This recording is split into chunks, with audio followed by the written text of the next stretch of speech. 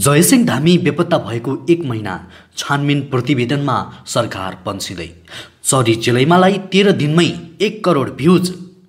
AP1 टिभीले हटायो MCCको विज्ञापन। मनिषा कोइराला, निखिल उप्रेती र श्वेता खड्का एउटै पार्टीमा कोरोना भाइरसको नयाँ भेरिएन्ट फेला अझ बढी संक्रामक रहेको आशंका। चीनले बालबालिकाको अनलाइन खेललाई हप्ताको 3 घण्टामा सीमित गर्ने, सबै नेपालीले आज अफगानिस्तान छाडिसक्ने, कक्षामा 25 जना विद्यार्थी राखेर प्रत्यक्ष विद्यालय चलाउन पाइने, कुलमान घिसिङको पद धरापमा सरकारकै गल्तीका कारण प्राधिकरणमा 2 जना MD, फोहोर नउठेको विरोधमा कुचो बोकेर निस्किए अभियन्ता, अफगानिस्तानबाट अमेरिका पूर्ण रूपमा फिर्ता, आज पनि केही ठाउँमा भारी वर्षाको सम्भावना। दर्शकवृन्द नमस्कार, युट्युब च्यानल इन्फो खबरमा तपाईलाई हार्दिक स्वागत छ। आज पनि केही महत्त्वपूर्ण दिनभरका काम लाग्ने समाचारको साथमा म सन्तोष कठायत उपस्थित भइसकेको छु। पुरा समाचार अत्यन्तै धेरै महत्त्वपूर्ण भएकाले अन्तिमसम्म हेरी लाइक, कमेन्ट, सेयर अनि सब्स्क्राइब गर्न नबिर्सिनुहोला। समाचारको सुरुमा निखिल उप्रेतीको प्रसङ्ग। अभिनेत्री मनिषा कोइराला राजनैतिक मैदानमा उत्रिएकी छन्। पत्रकार देवप्रकाश त्रिपाठी अध्यक्ष रहेको एकीकृत शक्ति नेपाल नामक पार्टीमा कोइराला वरिष्ठ नेत्री छिन्। उनको वरियता दोस्रो रहेको बताइएको छ। हिन्दू धर्म सापेक्षी राज संस्था र मौलिक नीतिका आधारमा एकीकृत शक्ति नेपालको घोषणा सोमबार राजधानीमा एक कार्यक्रम गरियो। राजनीतिक दल घोषणासँगै निर्वाचन आयोगमा दर्ता गरिने बताइएको छ। केही समय अघि नै काठमाडौँमा कोइराला एक कार्यक्रम बीच ढिलो चाँडो कोइराला राजनीतिमा आउन सक्ने सङ्केत गरेसँगै कोइराला घोषणा सभामा पनि उपस्थित भएनन्। उक्त पार्टीको केन्द्रीय तहमा अभिनेत्री श्वेता खड्का आबद्ध रहने बताइएको छ। एलिस पार्टी प्यारिस नक्सालमा पार्टीको घोषणा भएको थियो। त्यसैगरी अब चर्चित MCCको प्रसङ्ग। MCC सम्बन्धी विज्ञापनहरूलाई लिएर धेरै दर्शक एवं शुभचिन्तकहरूले देखाएको चासोप्रति हाम्रो ध्यान आकर्षण भएको भन्दै टेलिभिजनले प्रसारण हुँदै आएको उक्त परियोजनाको विज्ञापन बन्द गर्ने जनाएको छ। निजी टेलिभिजनले पालना गर्नुपर्ने सबै नियम कानुनभित्र रहेर प्रसारण गरिएको भए पनि उल्लेख्य सङ्ख्याका दर्शक र शुभचिन्तकले असहमति जनाउनु भएका कारण सार्वजनिक दायित्व पालना गरी आएको जिम्मेवार संस्थाको रूपमा AP1 व्यवस्थापकले उक्त विज्ञापन अब उपरान्त प्रसारण नगर्ने निर्णय गरेको छ। यो कुरा विज्ञप्तिमा भनिएको छ। निजी कम्पनीको रूपमा सञ्चालित संस्था भए पनि AP1 टेलिभिजन व्यावसायिक प्रकृतिका दृष्टिले सधैँ सार्वजनिक सम्पत्ति भएको मान्यता रहेको जनाइएको छ। त्यसैगरी अब अर्को समाचार। धरचुराका जयसिंह धामी महाकाली नदीमा बेपत्ता भएको 1 महिना हुँदा पनि सरकारले घटनाको सत्य तथ्य पत्ता लगाउन सकेको छैन। भारतीय सशस्त्र सीमा बल SSBले ट्विन खुस्काइदिएपछि धामी नदीमा बेपत्ता भएको प्रत्यक्षदर्शीले बताएका थिए। यसबारे छानबिन गर्न गठन भएको सरकारी समितिले प्रतिवेदन बुझाउन ढिलाइ गरेको छ। गृह मन्त्रालयका सहसचिव जनार्दन गौतमको नेतृत्व रहेको समितिले तेस्रो पटक म्याद थप गरेर अनुसन्धान गर्दा पनि निष्कर्षमा पुग्न सकेको छैन। तेस्रो पटकको म्याद आज सकिँदैछ, तर प्रतिवेदन तयार नभएपछि फेरि म्याद थप्ने तयारी भइरहेको छ। यसबीचमा घटनाको वास्तविकता पत्ता लगाउन सरकारले भारतसँग कूटनीतिक पहल गर्न सकेको छैन। छानबिन प्रतिवेदनमा अस्वाभाविक ढिलाइ गरेर सरकारले घटनालाई ढाकछोप गर्न लागेको भन्दै विरोध भइरहेको छ। त्यसैगरी अब अर्को समाचार। कोरोना महामारी फैलाउन जिम्मेवार SARS-CoV-2 को नयाँ भेरिएन्ट फेला परेको छ। सबैभन्दा पहिले दक्षिण अफ्रिकामा पाइएको यो भेरिएन्ट विश्वका अन्य मुलुकमा फैलिएको पाइएको हो। यो भेरिएन्ट थप संक्रामक र रोग असरबाट बस्ने बताइएको छ। दक्षिण अफ्रिकाको national institute for communicable disease र काजुल नेटाल रिसर्चका इनोभेसन एन्ड सिक्वेन्सिङ प्लेटफर्मका वैज्ञानिकका अनुसार यो वर्षको मे महिनामा पहिलो पटक CC1.2 भेरिएन्टको बारेमा पत्ता लागेको थियो। 13 अगस्तसम्म यो भेरिएन्ट चीन, रिपब्लिक अफ कङ्गो, मरिसियस, बेलायत, न्युजिल्यान्ड, पोर्चुगल र स्विजरल्यान्डसम्म फैलिसकेको थियो। त्यसैगरी अब कुलमान घिसिङको प्रसङ्ग। कुलमान घिसिङको पद धरापमा छ। सरकारकै गल्तीका कारण प्राधिकरणमा 2 जना MD छन्। नेपाल विद्युत प्राधिकरणको कार्यकारी निर्देशकमा 2 जना व्यक्ति देखिएका छन्। प्रधानमन्त्री तथा मन्त्री परिषदको कार्यालयले सर्वोच्चलाई पठाएको जवाफमा निवर्तमान MD हितेन्द्रदेव साक्यको पद बदर गरिएको बेहोरा उल्लेख गरिएको छैन। सर्वोच्चको आदेश अनुसार प्रधानमन्त्री तथा मन्त्री परिषद कार्यालयले यही भदौ 11 गते शुक्रबार सर्वोच्च अदालतको मुद्दा तथा रिट महाशाखामा दर्ता नम्बर 1133 मा दर्ता भएको कागजातमा कतै पनि हितेन्द्रदेव साक्यलाई प्राधिकरणको एमडीबाट हटाएर उक्त पद रिक्त भएको प्रमाण देखाउन सकेको छैन। सरकारले सर्वोच्चमा बुझाएको पद साक्य एमडी भएकै बेला घिसिङ पनि एमडी भएको देखिन्छ। आफू प्राधिकरणको एमडी भएकै बेला पुनः आयोगको विशेषज्ञ सदस्य पदमा एमडीले खाइपाई आएको पारिश्रमिक तथा सुविधा पाउने गरी दोहोरो नियुक्ति भएको कारण उक्त काम गैर कानुनी भएको साक्यको पनि भनाइ छ। साक्यले दायर गरेको रिटमा आफूले एमडी नछाडेको र आयोगको विशेषज्ञ सदस्य पदको नियुक्ति स्वीकार नगरेको बताएका छन्।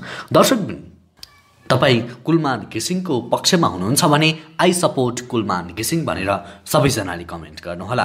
त्यसैगरी अब अर्को समाचारतर्फ लागौँ। अमेरिकाले झन्डै 20 वर्षपछि पूर्ण रूपमा अफगानिस्तान छाडेको छ। यसअघि तालिबानले विदेशी सेना फिर्ताको लागि समय सीमा तोकेकै दिन अगस्त 31 मई अमेरिकी पूर्ण रूपमा फिर्ता भएको हो। अमेरिकाको अफगानिस्तानको राजधानी काबुलबाट अमेरिकी राजदूत रस विल्सन र अमेरिकी कमान्डर जनरल क्रिस डोनाह्यू गए रातिको अन्तिम उद्धार उडानमा सहभागी भएका थिए। अमेरिकाको अन्तिम उद्धार उडान अन्तर्गत काबुल स्थित हमिद कारजाई अन्तर्राष्ट्रिय विमानस्थलबाट सी सेन्सिटिभ विमान उडे लगत्तै तालिबानहरूले आकाशमा रातो प्रकाश छरेर र मेसिन गन मार्फत गोली चलाएर खुसियाली बनाएको बीबीसीले जनाएको छ। त्यसैगरी अब चरी जेलैमाको प्रसङ्ग। लोकदोहोरी चर्चित गायिका विष्णु माझीको स्वरमा सार्वजनिक तीज गीत चरी जेलैमाले युट्युबमा छोटो समयमै 1 करोड भ्युज पाउन सफल भएको छ।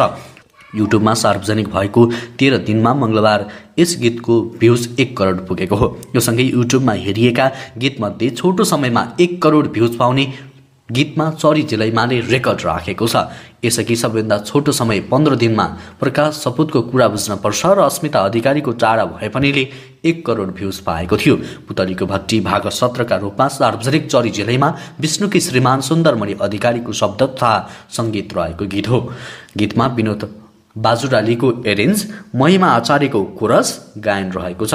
शिव विकको कोरियोग्राफीमा सुन्दरमणिले नै निर्देशन गरेको भिडियोमा ललिता पौड्यालको अभिनय रहेको छ। सार्वजनिक भएको सुरुवाती दिनमा औसत चर्चामा रहेको यस गीतले सामाजिक सञ्जालमा चर्चा पाउँदै गएसँगै भ्युजमा पनि नयाँ रेकर्ड राखेको छ।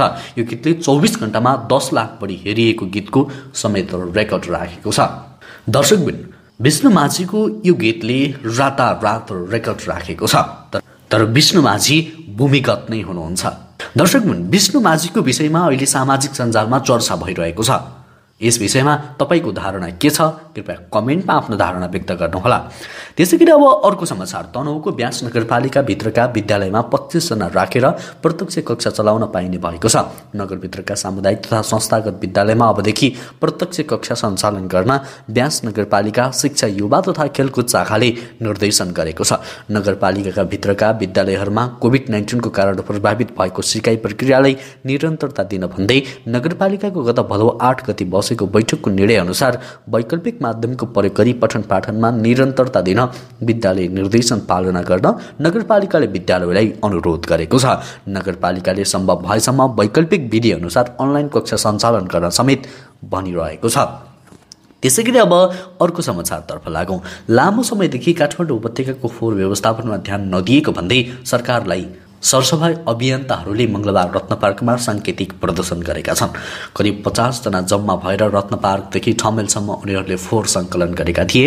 सङ्कलित फोहोर पैदल नै सिस्टोल पुर्याउने अभियन्ता सुशीला महर्जनले बताएकी थिइन्। उनीहरूले सिस्टोल स्थित डम्पिङ साइट अव्यवस्थित भएकाले बन्द गर्नुपर्ने र बन्चरा डाँडामा निर्माणाधीन साइट छिटो सम्पन्न सरकारसँग गर्न माग गरेका छन्। उनीहरूले फोहोर नगरौँ, सफा त्यसै हुन्छ, म मेरो देशमा फोहोर गर्दिनँ, यो सुन्दर मनोरम उपत्यकालाई थुपारेर अन्तर्राष्ट्रिय बेइज्जत नगरौँ लगायतका नारा लेखिएका प्ले कार्ड बोकेका थिए। प्रदर्शनमा विश्व सफाई अभियान, राष्ट्रिय युवा परिषद नेपाल, नेवा लहना सामाजिक आर्थिक समृद्धि लगायतका महत्त्वपूर्ण सहभागी रहेका थिए।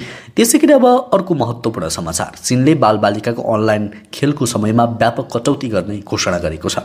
अनलाइन खेलका कारण बालबालिकाहरूलाई पठन पाठनमा समय नदिने समस्या भएको, अत्याधिक खेलका कारण उनीहरूमा एकोहोरोपन विकास भएको लगायतका सूचना बढ्दै गएपछि अनलाइन खेलका लागि विश्वकै सबैभन्दा विशाल बजारका रूपमा लिइने चीनका प्राविधिकहरूले प्रशासनको दबावमा यो निर्णय गरेका हुन्। अबदेखि बालबालिकाले नै एउटै खेलमा अनलाइन खेल हप्ताको 3 घण्टा मात्र खेल्न पाउनेछन्। त्यसलाई प्राधिकरणको विवेकी कदमका रूपमा अर्थाइएको छ। 18 वर्ष मुनिका अनलाइन खेलाडीहरूलाई शुक्रबार, शनिबार र आइतबार बिहान 8 बजेदेखि 9 बजेसम्म मात्र अनलाइन खेल्न अनुमति दिइने कुरा चिनिया समाचार एजेन्सी सिन्हाले जानकारी दिएको छ। प्राधिकरणहरूले यसलाई खेलमा हुने अत्याधिक नशालाई रोक्ने कदमका रूपमा व्याख्या गरेका छन्।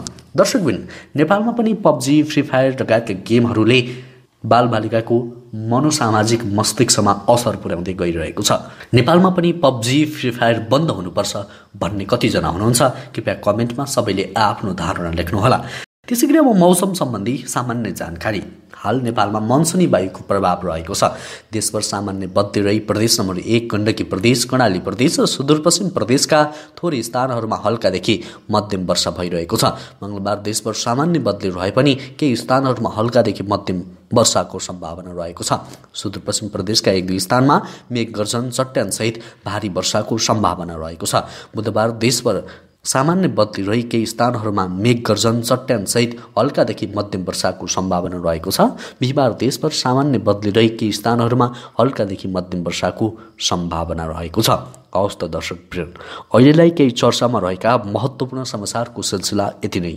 हरेक दिन बिहानै ताजा र सत्य समाचार हेर्नको लागि हाम्रो युट्युब च्यानललाई सब्सक्राइब गर्नुहोला। हामी निरन्तर तपाईँहरूलाई पल पलको ताजा अपडेट लिएर उपस्थित हुनेछौँ। हवस् त, अहिलेलाई भने म लगायत हाम्रो सम्पूर्ण टिमलाई बिदा दिनुहोस्। नमस्कार।